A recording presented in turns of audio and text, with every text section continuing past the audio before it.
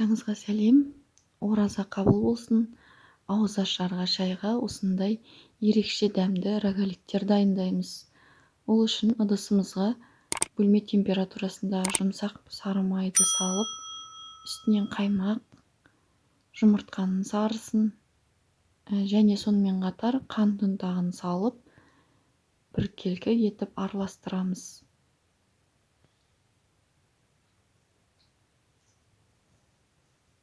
Араластырып болғаннан соң ұнымызға қопсытқыш қосып, жақсылап араластырып аламыз.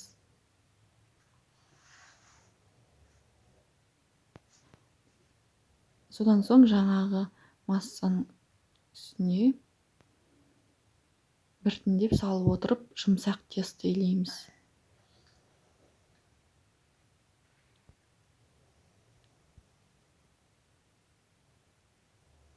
Песочный тесто шығады, ыдысқа немесе пищевой пленкаға орап, холодильникке 20 минутқа салып қоямыз. Осы кезде біз салмасын дайындауға кірісеміз. Ол үшін финиктерді жуып, құрғатып, ортасынан пышақпен бөліп, ішіндегі дәнін алып тастаймыз. Содан соң блендерге салып, үстінен кез келген өзіңіз ұнатқан арахисті салып, ұсақтап аламыз.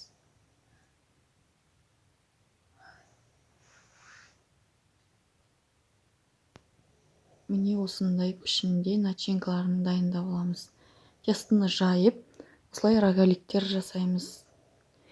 Пешіңіздің градусына байланысты уақытында қойып, солай пісіріп аласыз.